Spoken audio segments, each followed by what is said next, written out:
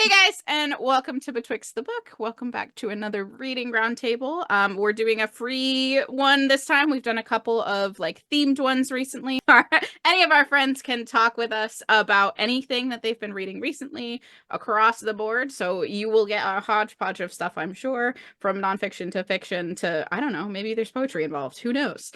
We'll see what happens. It's always fun to do these things. If you haven't watched any of these videos beforehand, it's literally just us sitting down with some of our bookish friends to talk about books because that's what we enjoy doing. And maybe you'll get some good recommendations and maybe they'll get some good recommendations. If you have anything down in the comments that you want to add of hey, that book sounds really good, but you should add this one to it because it would help, please feel free to do that because that's what we're here for, to learn about new books and talk about stuff. So yes, welcome to a reading roundtable. This is what we're doing today. We're going to go around and introduce ourselves. We usually start with Gretchen, so I'm going to pass it off to her. I have an ego problem, so I always go first. Just kidding. Hi, I'm Gretchen. I actually haven't been around the channel in a while. Michaela and I are going through a individually rough time right now. So we have not been reading, and so that's another reason why these reading roundtables are amazing, that our friends take time out of their lives to come and chat about books with us. So we really appreciate Erica and Josh having joined us today. I am generally a romance reader or a nonfiction reader, specifically history, political science, and sometimes some true crime. Those are two very different things. I'm aware. That's two weird parts of my brain. But I am going to be talking about nonfiction today, as I want to do. But normally the videos you'll see on the channel are me reviewing romance. So that's me. Erica, how about you? I am a librarian, and I mostly read. Also, I'm Erica. Hi. I've been on the channel a few times. I mostly read fantasy. I'll read some smatterings of nonfiction, but fantasy is my jam because escapism.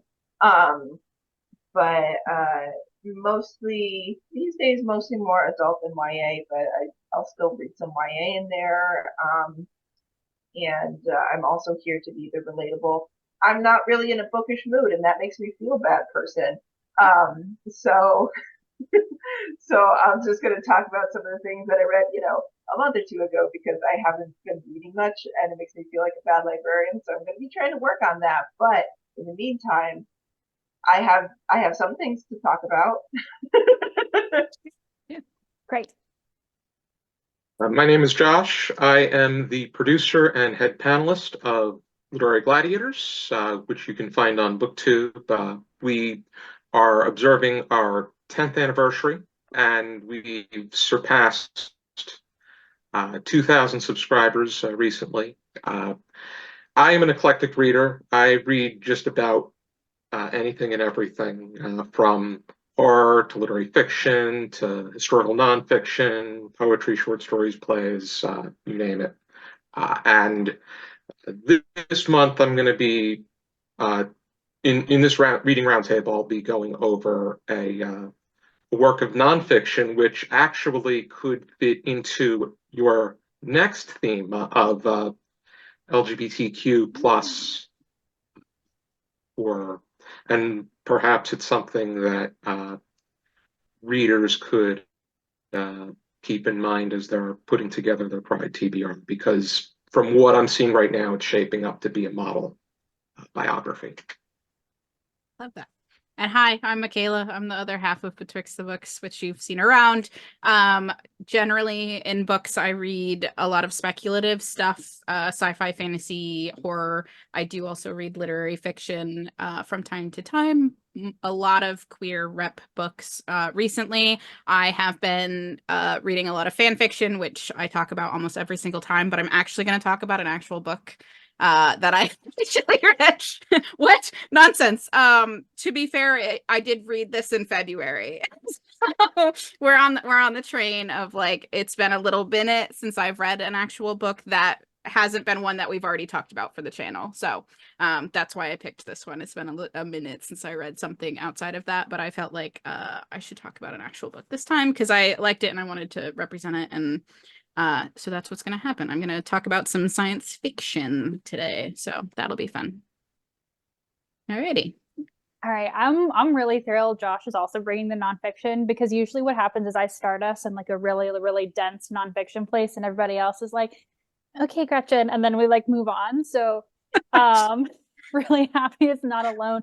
I'm actually talking about a book today that I am planning on DNFing or not finishing. Ooh. I know. Hmm. So basically, what I decided, I started this book, and it was one of those books, and I am going to tell you the title, but it was one of those books where I started it and I went, oh, the tone of this is bad. Like, you know, when you just like get into a book and you're like, this is not going to be great.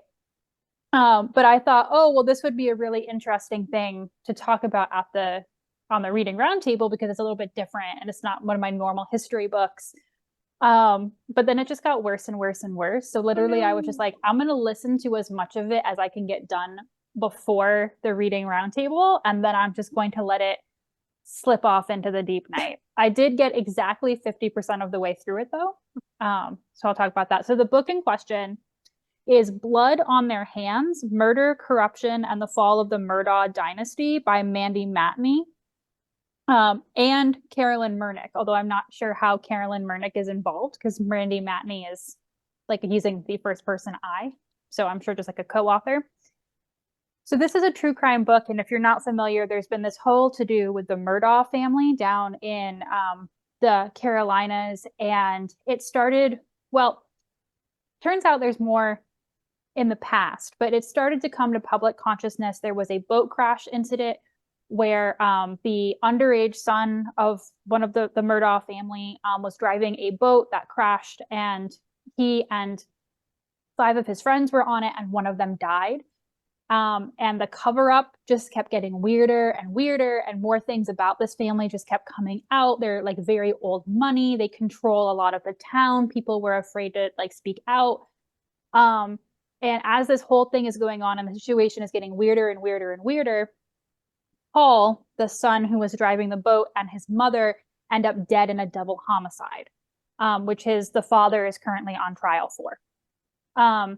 So it's been like this whole to-do, not just about like what happened, but also just like old money South politics. There's been a number of documentaries on it that I've watched, which is how I got into the book. Because I thought with that title, it would be about the Murdaughs. You would be incorrect if you also thought this as I did. This is much more a book about Mandy Matney, the reporter doing the work, and her job like battling, and I'm going to use air quotes because I'm using for words, battling the misogynistic old boys club in Southern journalism. Okay. Which, listen, I'm not going to tell you it's not true, right? Like, I'm not going to say that. However, the writing style, and I'm a millennial, but listen to me when I say this, the writing style is so whiny millennial. I'm struggling. And so like, that was why I was like, the tone of this is not correct. Okay. And at one point her boss says to her, and she takes it as like an insult. And I was like, this is the problem with the whole book. Her boss at one of her jobs says to her, you have the talent to write for the New York Times, but your problem is your attitude. And so like, I like went at looking at other Goodreads reviews of this book, and it turns out that this woman has a really strong online presence where if you disagree with her, she tries to like dox you and like set her fans after you. Oh no. So like, I was like, do I even bring this to Reading Roundtable? And then I was like, it's fine. I should be able to speak my truth.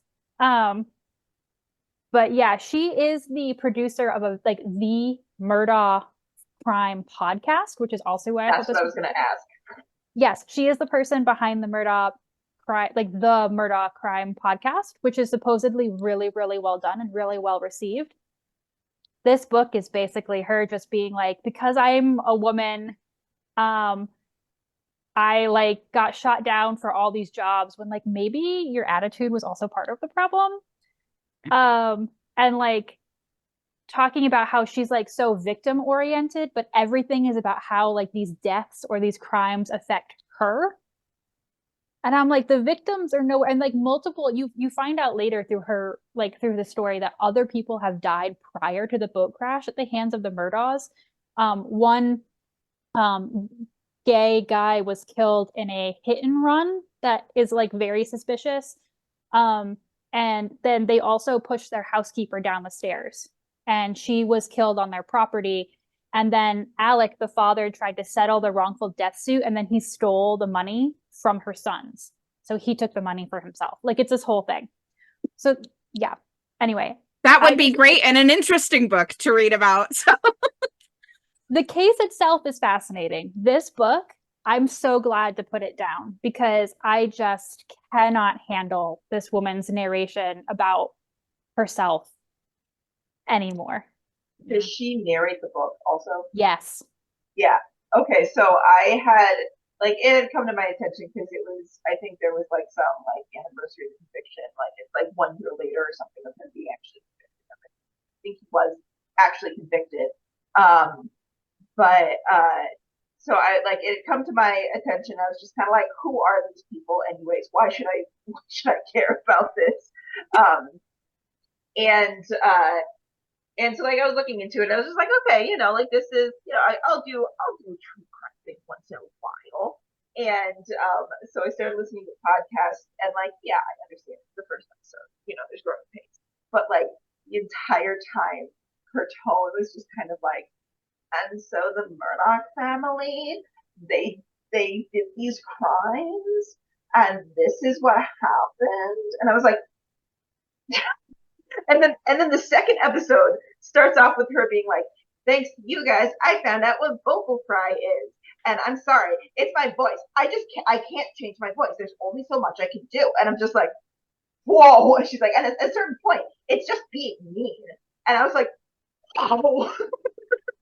Yeah. Oof. I think you said enough for me to want to steer away from this book. Yeah. Because so I've like, well, read books similar, interest. and she's 10 times worse than what I've read of that nature. Yeah. She's like, and like the recording quality and the tone of the second episode, I could already tell was better than the first. So like, there's definitely like growing pains with the podcast, and but like just starting off that second podcast with like, you guys are being mean to me. It's just kind of like, that's such a choice. It's the internet. You kind of have to be okay with it. You can't. You do. So like, I'm honestly not super surprised it kind of went that way based off of 1.25 podcast episodes. Oh no. Yeah, I feel like the reporter giving like their journey to find this information is a very common like structure for these sorts of books. So like I'm not surprised on that, but when it becomes the focus more so than what you're talking about, that's when it's no longer a structure, and now it's now it's an autobiography with some true crime thrown in on the sides, I guess. Yeah, it's weird. And it's not like, I mean, I'll Be Gone in the Dark is definitely like, this is me finding out this information. Yeah. But it's like, so it, first of all, it's like split half and half. And like, it kind of makes it very clear at the, like right up the front that that's what it's going to be. But yeah, like almost it's just kind of floating in and out of the brain. So I'm just gonna hold it now. But yeah, no, that's yeah. I'm sorry for your loss. Not a good true crime podcast, or not a good true crime podcast, or a good true crime book. Either way. If she wants to write something about herself, just rebrand it. And just make it a memoir. Yes. Maybe not as many people are going to buy it, but at least you're getting your point across. Yeah. Well, and I think too, the thing that like I found out, especially reading the Goodreads of reviews of people who literally like hid their bad reviews under spoiler tags because they're genuinely like frightened of her coming after them, is like at this point she has her own national platform through her podcast, and she really was one of the first people on the ground like reporting this story from front to back. And so I don't want to discount that at all, but like, yeah, it's that title is really misleading. Yeah. Does she have a strong positive following? Again, I can only interpret what I read off the Goodreads reviews, but it basically sounded like she has a really strong number of people who really support her. And if you say anything negative about her, they will come for you. There's been like a number of controversies, I feel like, recently about something similar where like authors are review bombing peers or things like that, getting their followers to attack other people. So this is an interesting phenomenon that is happening on the internet. I feel like in the last couple of years, like I don't feel like this was happening 5-10 years ago. It's just a more recent thing. So interesting thing to come around. Yeah. I would guess it would be as more like internet savvy authors are being published, because I feel like this is kind of a prime age for more internet savvy, like more millennial based authors to be published. So I wouldn't be surprised if it's just, people who have been on the internet for a long time, and so they're just, just getting published, just getting attention, just not understanding that, like, when you get attention on the internet, a lot of times it's bad attention. Yeah, sometimes there is bad attention. Deal with that. Yeah, I think within the first year of Michaela and I starting this channel, people were talking about our chests. Like, yeah, it's not so I want to transition to Erica, but I also will just say that, like, I think one of the beautiful things about reading is that not every book is for every person. Yeah. Right. And so we all have different tastes, and there's a reason that there is such a diverse thing. And if you don't understand that not everything is for everyone, like, why enter the arena at all? Yeah. Right. And like, I read plenty of things where I'm like, I recognize this is well written, but it's not for me. Right. Yeah. Like, it doesn't, but anyway. So you have a lot of movies and stuff too. Yeah. It's just kind of like, I can tell that there was so much care put into the quality of this. Anyway, these are movies, these aren't books. Erica, would you like to talk about a book now? Sure. And joke's on you, Gretchen, because it's also a little bit of nonfiction in there.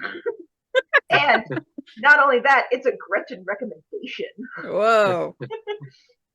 Probably the most recent book that I finished is Breath by James Nestor.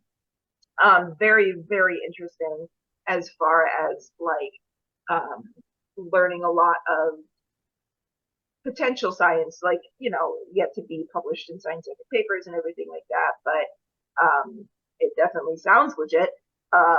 Science of, breath and how it affects our day-to-day functioning and mood and face shape and structure and stuff like that. It's very, very interesting.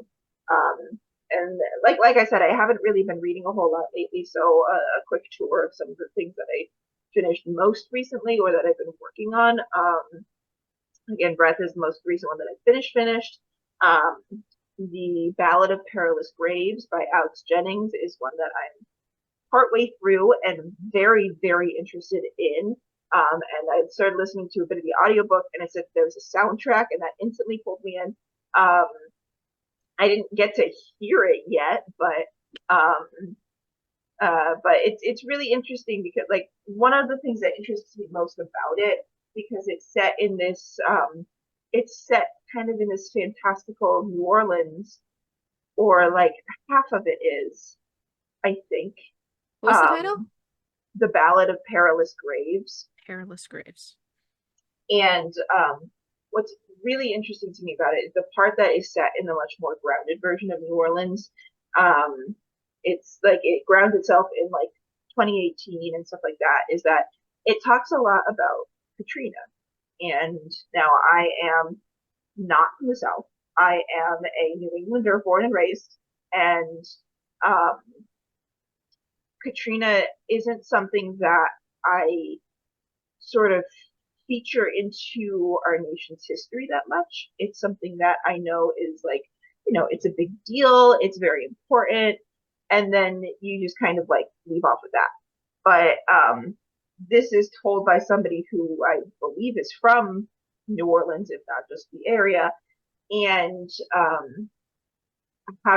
getting a voice on more of the, like, these are a lot of the scars that were left.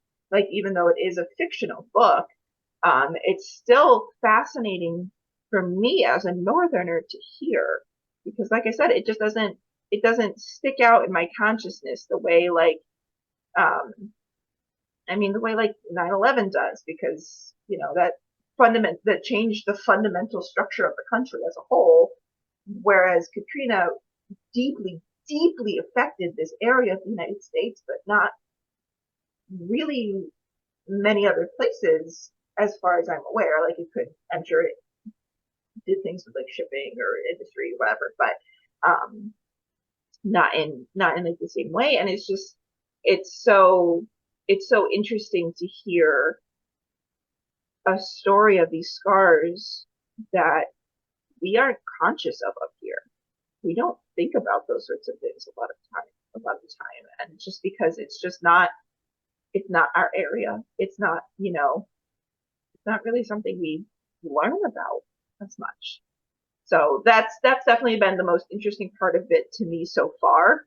I mean, I'm a sucker, like I said, I'm a sucker for anything fantasy. So it has like a lot of like dead spirits and trying to bring in that sort of like voodoo hoodoo magic and stuff like that. So that's all really interesting as well. And it is LGBTQ friendly as well. The main character in the 2018 section is trans, which is cool.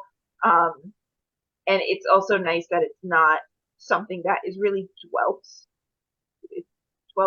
upon, that you really dwell on, because it's just kind of like this character, like it's it says that he's trans and kind of communicating some of his backstory, but not in a way that's like, this is about transness. Like, it's like, no, this is a fantasy book with a trans character who's only person who isn't only there to be trans, which is really nice. I agree. So that is one that I would like to finish at some point, if I can get myself around to properly sitting down and reading and everything. So those are the things that I'm working on, I guess. Apparently, it might be on Kindle Unlimited, so for people who have that, they might be able to pick it up. Yeah, I know. I was just I've just been reading it on Libby, and I'm gonna advocate for Libby all day and all night. So yeah, I'm intrigued by the book that you're speaking of. It's set in New Orleans, right? Mm-hmm. Okay, New Orleans has a lot of a reflection of that kind of culture. Mm-hmm. You can see that through Mardi Gras, and I do remember Katrina. I was 13 at the time when it happened, and being a fan of football, how much of a difficult season the Saints went through, and their how they rebounded back. But back to what you're saying about your piece, just amazing how it seems to mingle the two together, much better than Gretchen's pick. I was gonna say, I feel like there's a lot of like urban fantasy books that I've read that are set in New Orleans. There's like a deep, like, I don't know, like vampires in New Orleans type thing. Like you get your Interview with a Vampire type stuff. There's like a very deep history there of using like fantasy elements in New Orleans. It's something I've seen a lot. So yeah, cool. It's cool to see a newer one because I feel like all of those are quite old at this point. Like, yeah, this one came out, I want to say like 19, something like that. So it's on the newer side, and it's by the same publishing company that did The City That We Became. And I know that because they are the ones that have the fancy covers that when you use Google Lens on it, they animate, and it's really awesome. While you were talking, I was also thinking this isn't new, but for anyone looking for middle grade, like realistic fiction pick as well, one of just the most powerful middle grade books I've ever read just in general is Ninth Ward by Jewel Parker Rhodes. And this is the book of a young Black girl in the Ninth Ward of New Orleans surviving like Hurricane Katrina like as it's happening. Death of a character does occur. Like it's a very like it's for a middle grade book, it's like very sad. I mean, it's a but hard it also event. Yeah. mixes in like that like voodoo spirit, like intergenerational family thing. So while you were saying that too, I was remembering like having a visceral reaction also to reading Ninth Ward. Again, that came out in 2010, I think, originally. But because you're right, like it's not something like obviously I know of it, Yeah. but like as something that's not, as someone who studies social studies curriculums of New England, it's not often in it at all. So if you're looking for one, everyone, Ninth Ward. A good example of how curriculums can differ so much from location to location is just the start of our country. Because, like, as I was growing up, I don't remember learning about Jamestown and like Virginia settlements. Up here, it's Pilgrims, it's Plymouth, nothing else, you know. And so, like, when I was learning about Jamestown, because I had been living kind of nearby it for a bit, I was like, what? What do you mean Plymouth Rock isn't it? And I think John has a video on that too, of him going like, you guys know that Plymouth Rock is not the only place, not the only like places they actually tried to set up, and they were trying to get down to Virginia, and they just whipped it. Just whipped it. Have you guys seen the real Plymouth Rock? Oh, yeah. It's very underwhelming. Yeah. Yes, I saw a picture. I've never seen Plymouth Rock physically, but somebody, my history teacher from college, U.S. History 1, it was pretty much like you'd see a giant rock in a room, and by giant, it could fit in the room. It's like it's a sad rock in a cage. That's all it is. If people are history buffs and they do want to come to like Massachusetts and visit things, I highly recommend doing Plymouth Plantation instead of doing Plymouth Rock. Plymouth Rock is literally just a rock, and you're like, ooh, a rock. I mean, alternatively, Boston. Well, yeah. So Plymouth Plantation does like historical reenactments. Like you go into the town and they show you like what it sort of would have looked like back then when the settlement was set up, and then it's near enough to Boston that if you made like a day trip, you could do like the historical sites in Boston as well.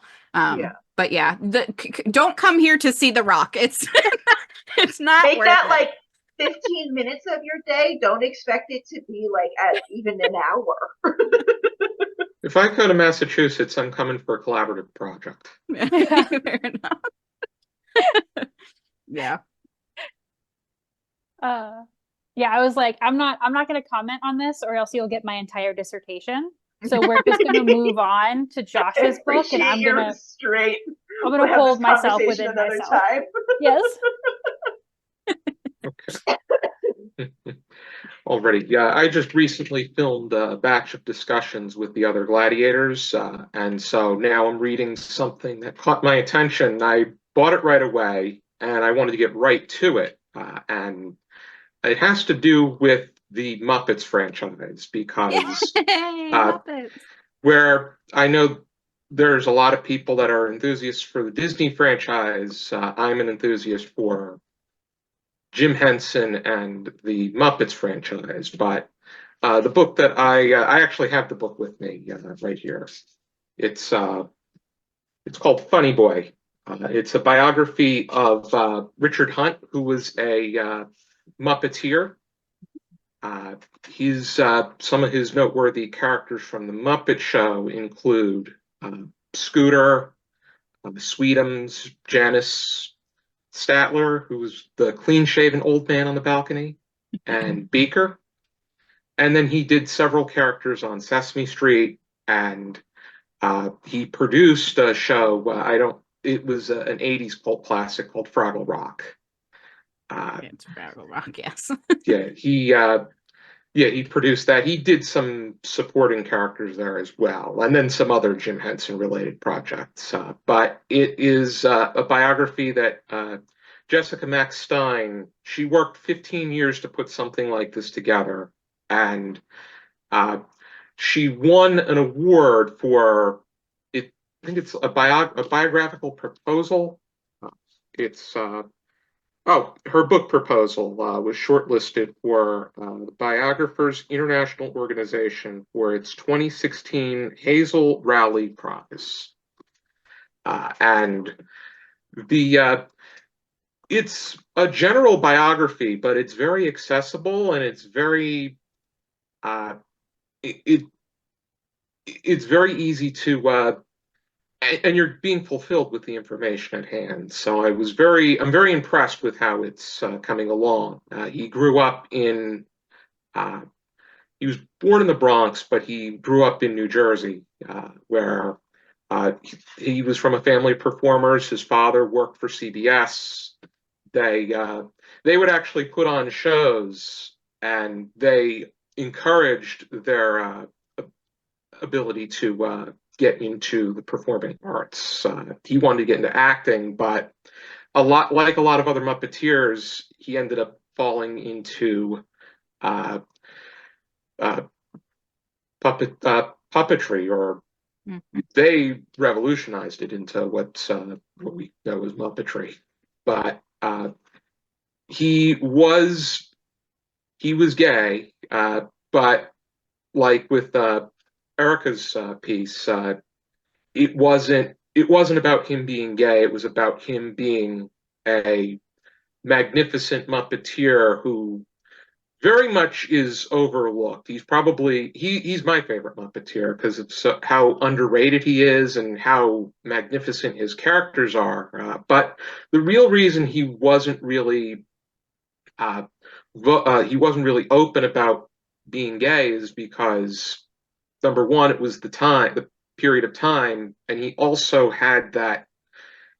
felt that he needed to be admired by everybody. He wanted to be uh, a universal people pleaser, which is greatly unfortunate. I'm currently at the part where the Muppet Show had just started, which was 1976.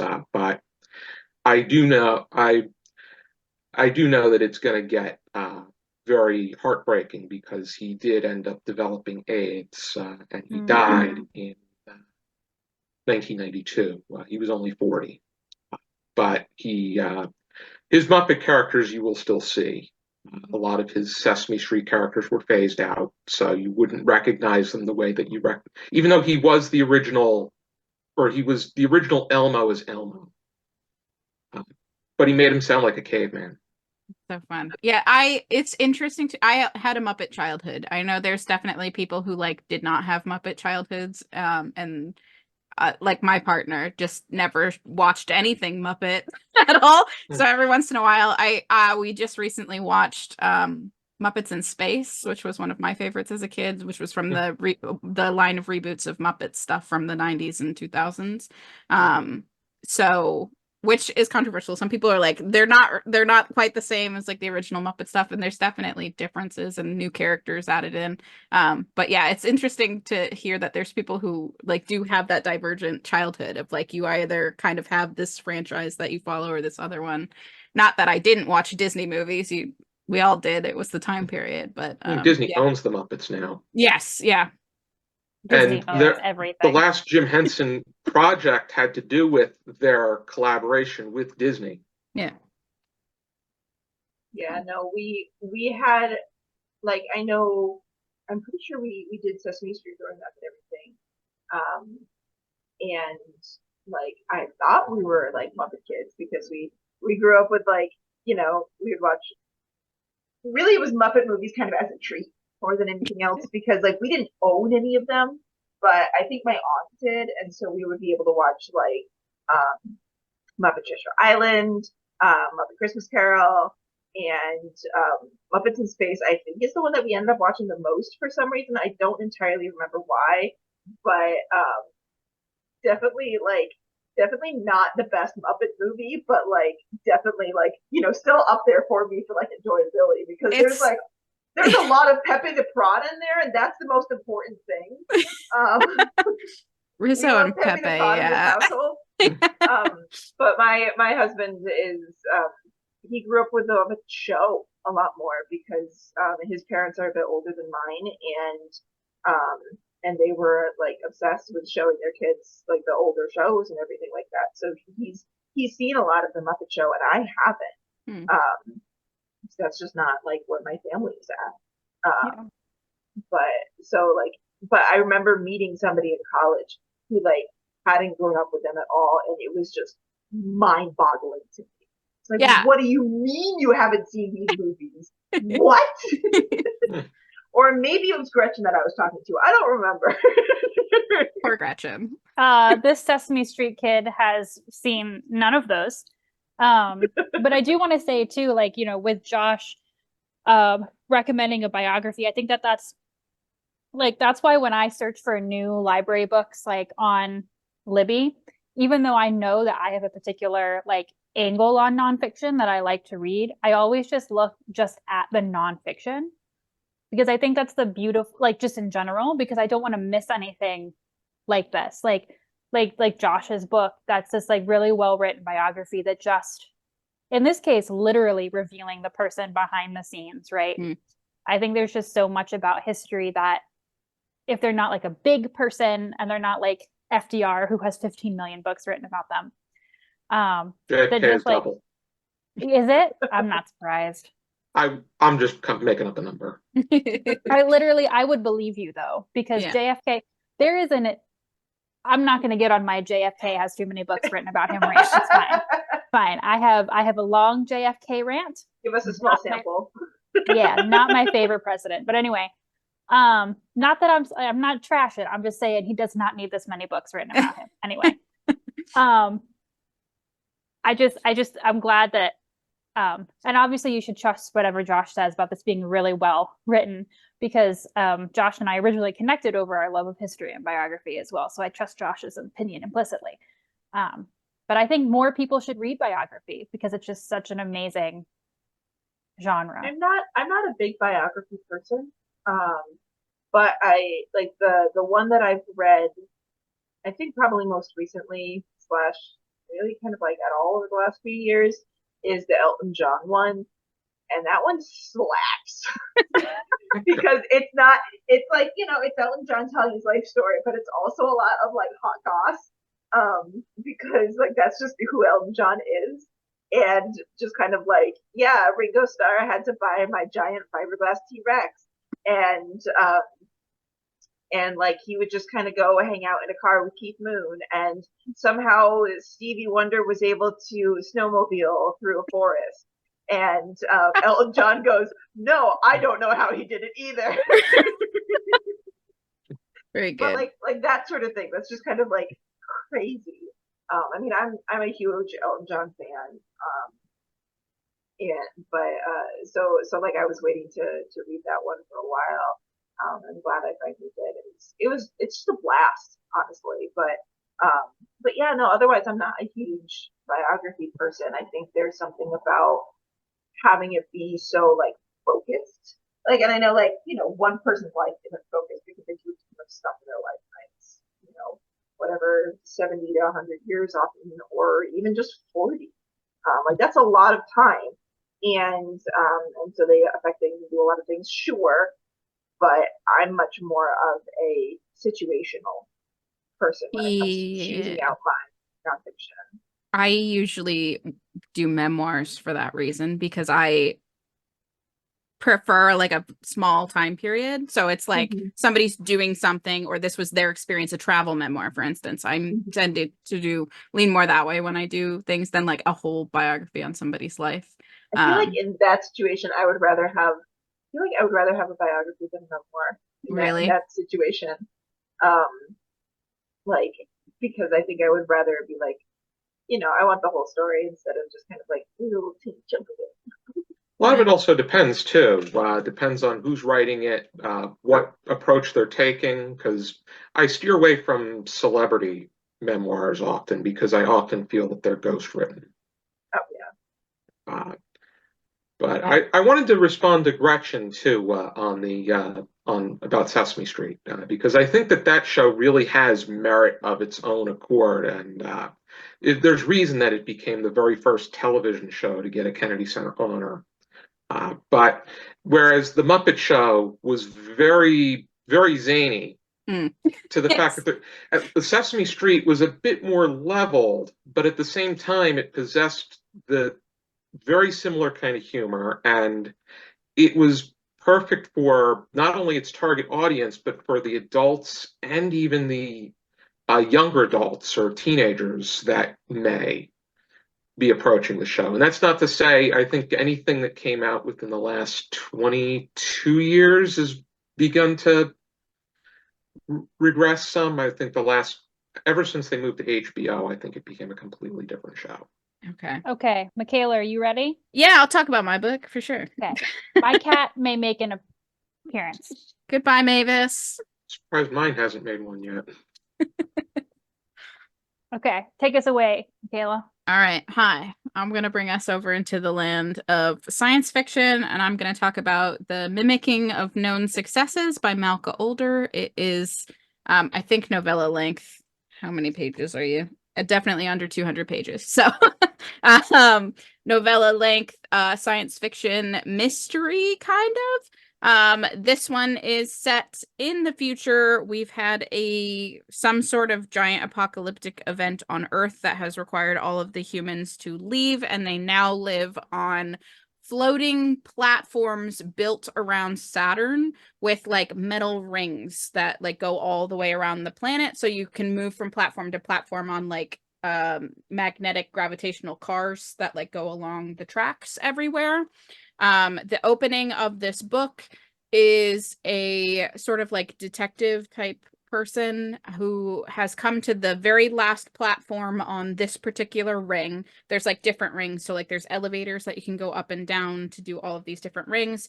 And most of the settlements are on one side of the planet. So the ring goes all the way around, but like the platforms stop after a certain point. Like they're not going to keep building platforms all the way around. They work better all together in a clump, kind of working vertically rather than horizontally around the planet. But a man who had gone to this very last platform, which is very small, it's kind of like a farming platform. There's not a lot of stuff there. And then disappeared. So people think he either jumped off the platform into the planet as a form of suicide or was pushed possibly. So this detective is here trying to figure out what the hell happened to this guy? Like, where did he go? Nobody saw him get onto a car to go somewhere else. He was just gone.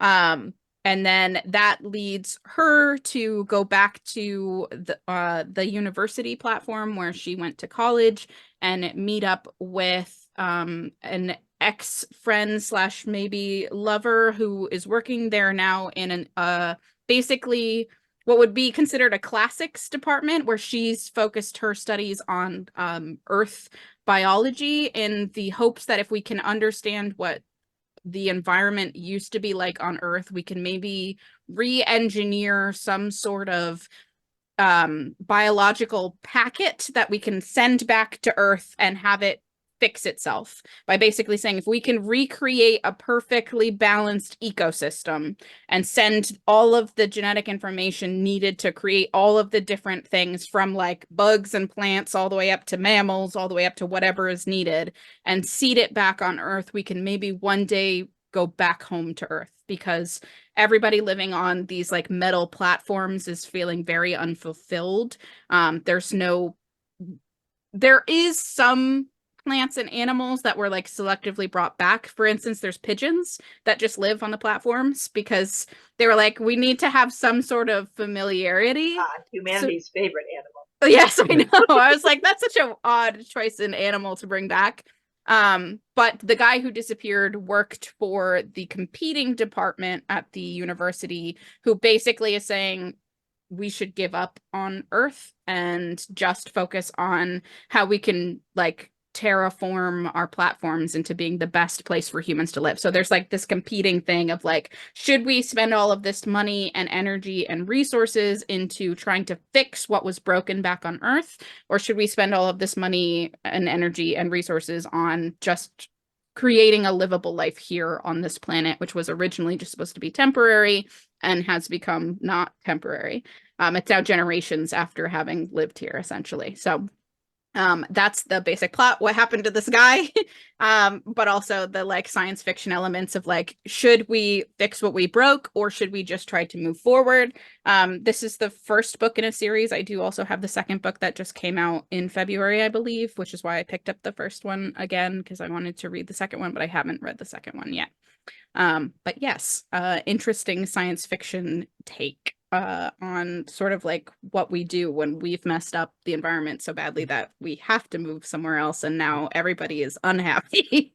Yeah, it was a good one. I really enjoyed it. And it has a little bit of a sapphic romance. So if it's not like the point of it or anything, it's just these two characters who kind of knew each other and then grew apart and are now coming back together like 10 years later or something. There's a little bit of that there as well.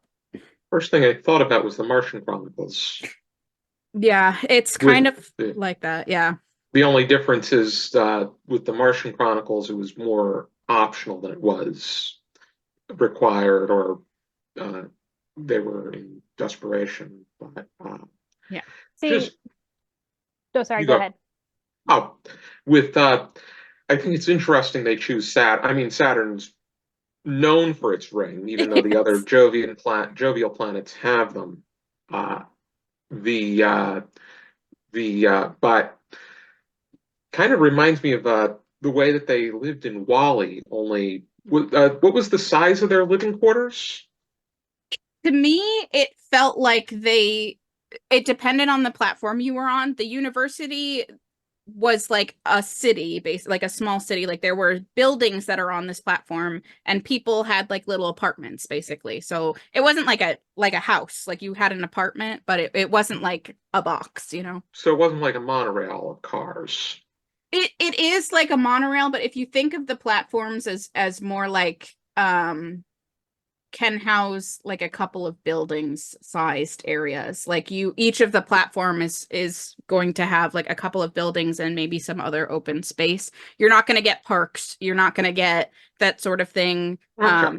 Like recreational spaces. It's all being used either for farming, for food, or for housing, or in this case, the university has got like libraries and stuff for that.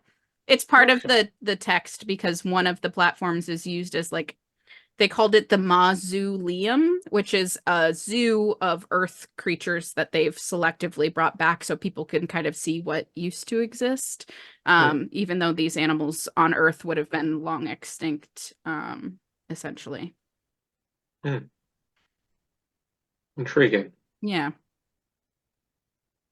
Part of the plot is people feeling like the platform being used for that purpose of like hi John, of looking back looking back at history that isn't, none of these animals are alive or exist. The only reason they exist is because we've basically forced them to exist, and it's kind of a waste of space. Like this could be more housing or more food, and instead we've used it for what these animals that is maybe a hope for the future that we haven't been able to figure out because ecosystems are so difficult to recreate. There's so many small elements like amoebas and things that you need to think about that are required for life. Some things just don't change. Yes, yeah.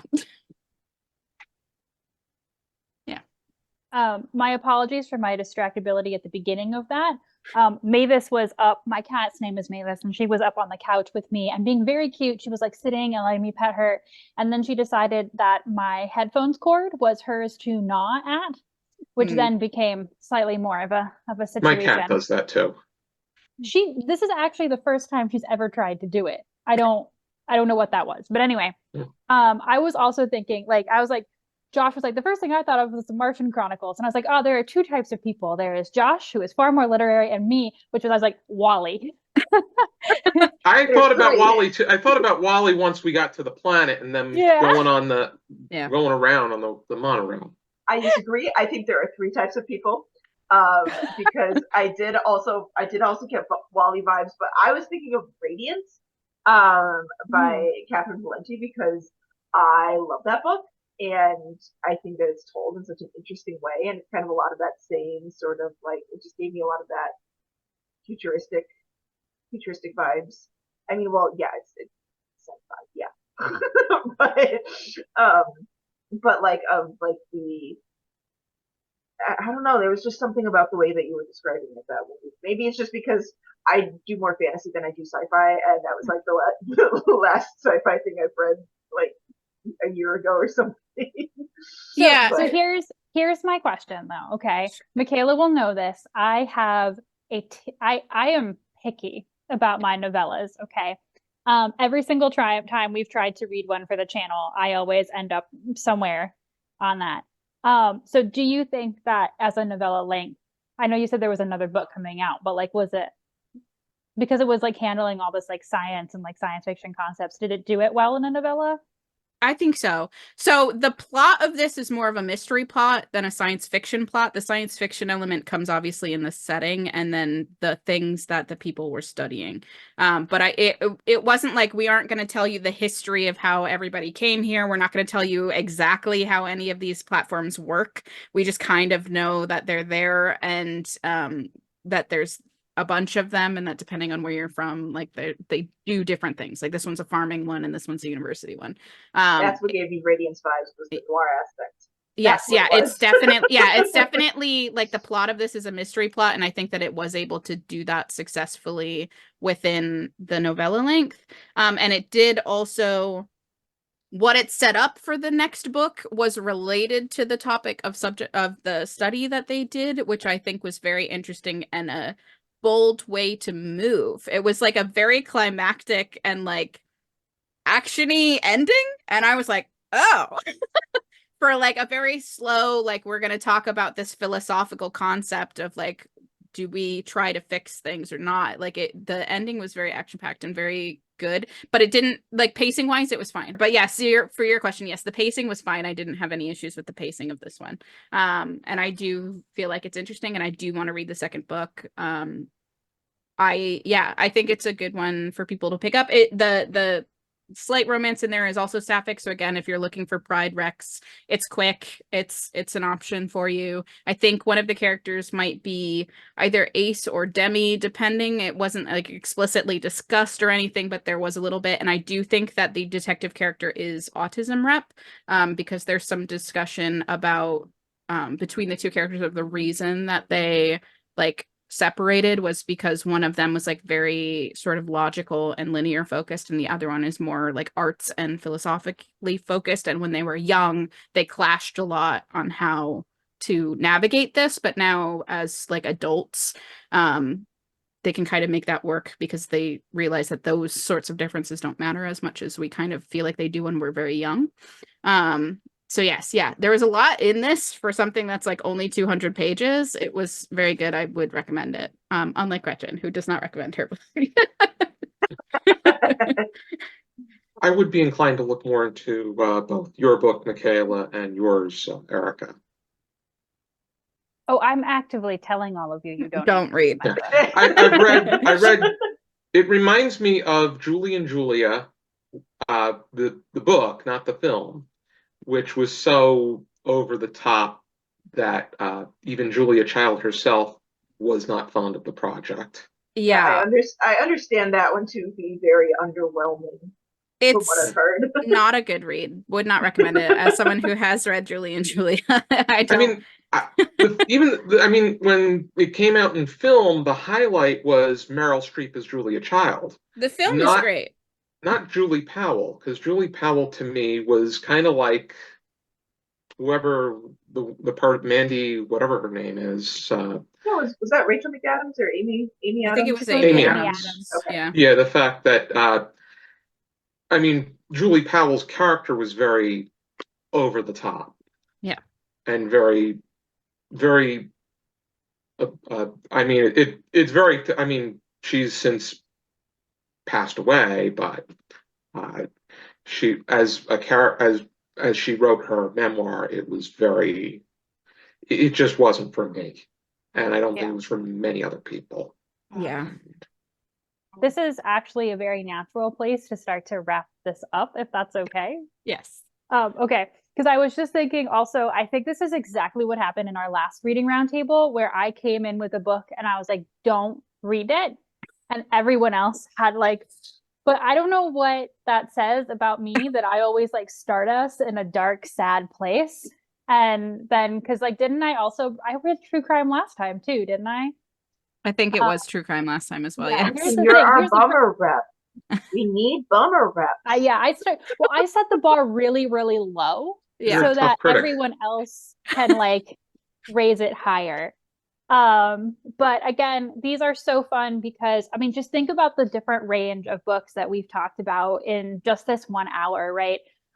So there's been so much fun happening and good recommendations. Yes. Unless it's mine, don't read mine. Everyone else's are good recommendations.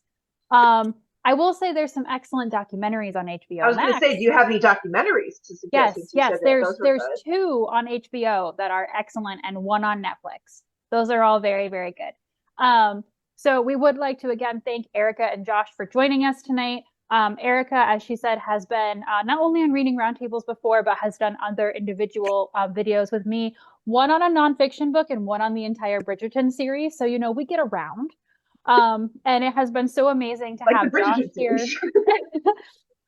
It has I'm been so honored to amazing. be here because I've had you on my channel before, both you, Gretchen, and you, Michaela, but I've always wanted to be on Betwixt the Books in some kind of capacity. Welcome. Well, and I feel like we talk about you so often because Josh really has been just one of, not the strongest supporter of our channel for so long now. And we're just so grateful not only for like, you know, the back and forth between our channels, but also just for Josh's friendship. And so here's to the first of many other Reading Roundtable episodes where you will also see Josh here as well. Yeah. I love what you guys do. Thank you. So once again, I think a couple of us alluded to it. We will have another roundtable next month. That one is going to be themed. I know June is Pride Month, and so at the end of May, we will come out with a reading roundtable where all of us will be reading Pride-themed books to help you get in the mood for the next month. Michaela and I also have some other romance read content that should be coming out. But like I said, Michaela and I are in a little bit of a place with our life right now. And so that's, again, the beautiful thing of being able to de-stress and have a wonderful reading roundtable episode with our friends, where it's not quite like read and review this book on time, because that's just not happening right Especially now. because our last 2 ones were so underwhelming. Yeah. Yeah. Yeah. But thanks again to our guests, and we will see you at the very least for our queer Pride themed reading roundtable next month, and we'll see you there. Thanks, guys. Bye.